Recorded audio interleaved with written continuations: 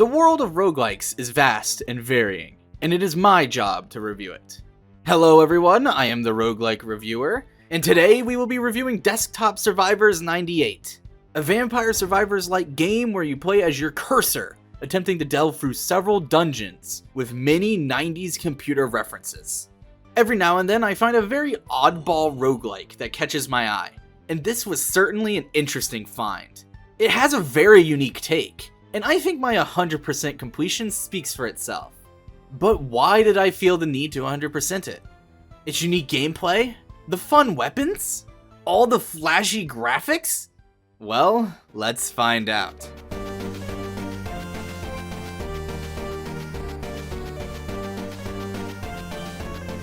Starting out with the gameplay. After being welcomed by our new friend Sortie, much like many of the other Survivor games, we have to survive against waves of enemies for a set amount of time.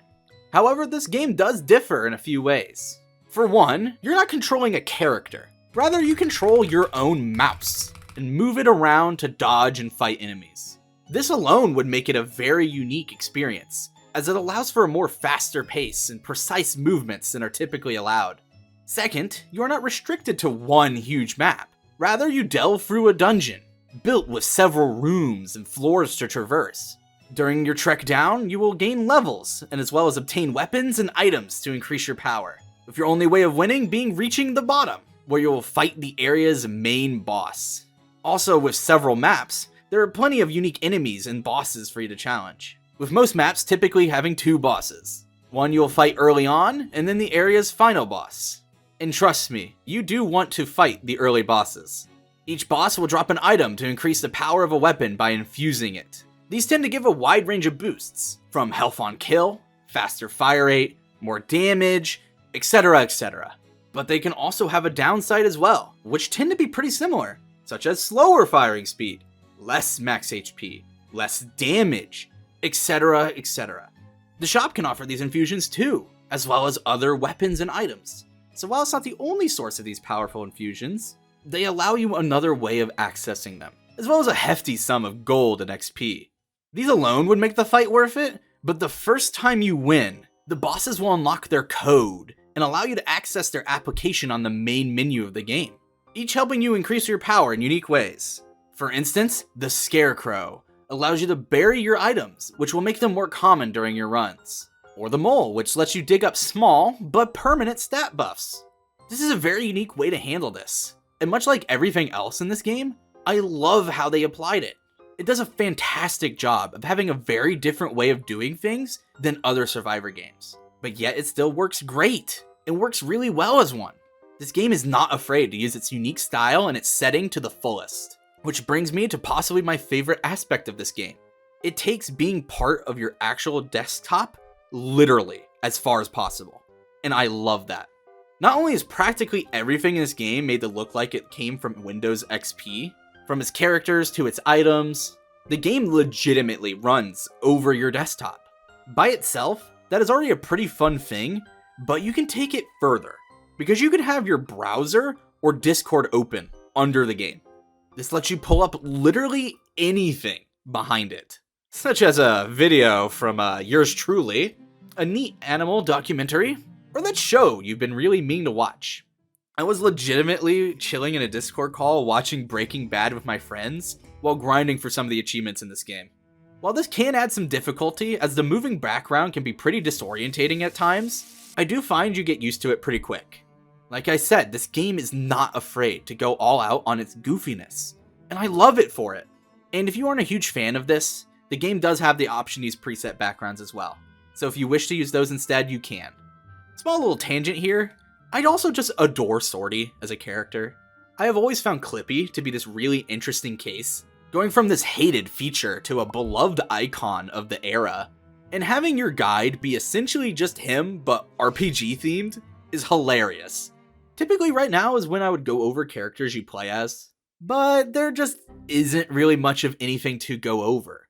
While there are different cursor types to play as, all they really do is have a unique starting weapon and slightly different stats. So I think it'd be more interesting if we just skip to the weapons themselves. Like I stated earlier, a lot of these are essentially desktop elements, reimagined as weaponry, such as firing cursors at your foes, using your recycling bin as a shotgun. And fret not, yes, the game runs Doom. Well, at least Doom's gun. While all the weapons are really neat uses of desktop items and applications, the passive items tend to be based on essentially upgrading your PC itself, as they are things like a processor, increasing your projectile speeds, or RAM, which increases the area of your attacks, and then the search, which increases your pickup range. While these examples are pretty simple, there are some very unique ones as well, such as a passive that makes rooms take longer to complete, which at first feels like a pure bad thing, which sometimes it is. However, this allowing more enemies to spawn also lets you level up more. Then there's the fishing rod, which allows you to grab enemies and fling them into each other. Or the lasso, which lets you circle around your foes to do damage. And my personal favorite is they have a cookie clicker weapon, which of course lets you do damage when you click it. You can tell they really had fun when designing these weapons and items. And like many Survivor games, these weapons and items can make super variants when combined. Some really fun ones being the fishing rod starts spewing fish everywhere, or the cookie clicker, which just starts spawning fallen cookies. There's a ton more things I didn't even mention, and I encourage you all to go find them yourself. There are so many fun and unique ideas in this game, and the music in each area is really catchy. And once you finally defeat the music boss, they also have remixes.